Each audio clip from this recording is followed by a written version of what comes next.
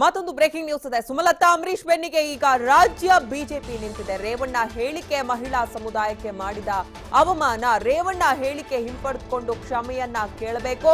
ಸುಮಲತಾ ಅವರಿಗೆ ಆಗಿರುವ ನೋವಿನಲ್ಲಿ ನಾವು ಕೂಡ ಭಾಗಿಯಾಗ್ತೀವಿ. ಕುಟುಂಬಕ್ಕೆ ಪಕ್ಷದ ಟಿಕೆಟ್, ಕಾರ್ಯಕರ್ತರಿಗೆ ಸಿನಿಮಾ ಟಿಕೆಟ್ ಅನ್ನುವಂತ ಪ್ರಶ್ನೆಯನ್ನ ರಾಜ್ಯ ಬಿಜೆಪಿ ಮಾಡ್ತಾ ಇದೆ. ಈ ಬಗ್ಗೆ ಎಚ್ ಡಿ ದೇವೇಗೌಡ, ಕುಮಾರಸ್ವಾಮಿ, ರೇವಣ್ಣ ಮೂರು ಜನ ಕೂಡ ಸ್ಪಷ್ಟಪಡಿಸಬೇಕು ಅಂತ ಬೆಂಗಳೂರಲ್ಲಿ ವಿಧಾನ ಪರಿಷತ್ ಸದಸ್ಯ ಎನ್ ರವಿಕುಮಾರ್ ಹೇಳಿಕೆಯೊಂದನ್ನು ಕೊಟ್ಟಿದ್ದಾರೆ.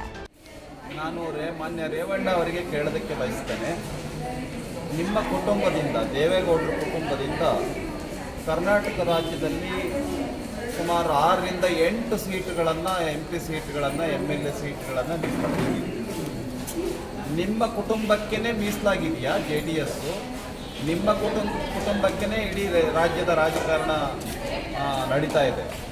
ಈ ಎಲ್ಲ ಹಿನ್ನೆಲೆಯಲ್ಲಿ ಸುಮಲತಾ ಅವರಿಗೆ ಈ ರೀತಿ ನಿಮಗೆ ಹಾಕಬೇಕು ರಾಜಕಾರಣ, ಗಂಡ ಸತ್ತು ಇನ್ನೂ 6 ತಿಂಗಳಾಗಿಲ್ಲ ಅಂತ ಕೇಳಿರೋದು ಅತ್ಯಂತ ಹಾಸ್ಯಾಸ್ಪದ. ಒಬ್ಬ ಸೀನಿಯರ್ ರಾಜಕಾರಣ ಆಗಿ, ಒಬ್ಬ ಅನುಭವಿ ರಾಜಕಾರಣ ಆಗಿ ಸುಮಲತಾ ಅವರಿಗೆ ಈ ರೀತಿ ಮಾತಾಡಿರ್ತಕ್ಕಂಥದ್ದನ್ನು ನಾನು ಖಂಡಿತ ಭಾಳ ಈ ರೀತಿ ಮಾತಾಡಬಾರ್ದಾಗಿತ್ತು. ಇನ್ನು ಎರಡನೇ ಇದನ್ನು ನಾನು ಹೇಳೋದಕ್ಕೆ ಬಯಸ್ತೇನೆ.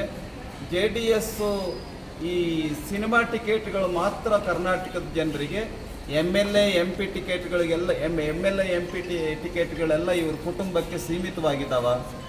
ಯಾರು ಟಿಕೆಟೇ ಕೇಳಬಾರ್ದ? ಬೇರೆ ಮಹಿಳೆಯರು ಯಾರು ಪಾಲಿಟಿಕ್ಸ್ಗೆ ಬರಬಾರ್ದ? ಬೇರೆಯವ್ರ ಟಿಕೆಟೇ ಕೇಳಬಾರ್ದ? ಏನು JDSನ ಅಜೆಂಡಾ? ಹಾಗಾಗಿ JDS ದೇವೇಗೌಡರು, ಕುಮಾರಸ್ವಾಮಿಯವರು, ರೇವಣ್ಣ ಅವರು ಸ್ಪಷ್ಟಪಡಿಸಬೇಕು. ಇಡೀ ದಕ್ಷಿಣ ಕರ್ನಾಟಕದ ಎಲ್ಲ ಸೀಟುಗಳು JDSಗೆ, ಯಾರು ಬೇರೆಯವ್ರು ಕೇಳಂಗಿಲ್ಲ, ನಮ್ಮ ಕುಟುಂಬಕ್ಕೆ ಅಷ್ಟೇ ಸೀಮಿತ ಅಂತ ರಿಸರ್ವ್ ಮಾಡಿಬಿಡಿ ಸೀಟ್ನ.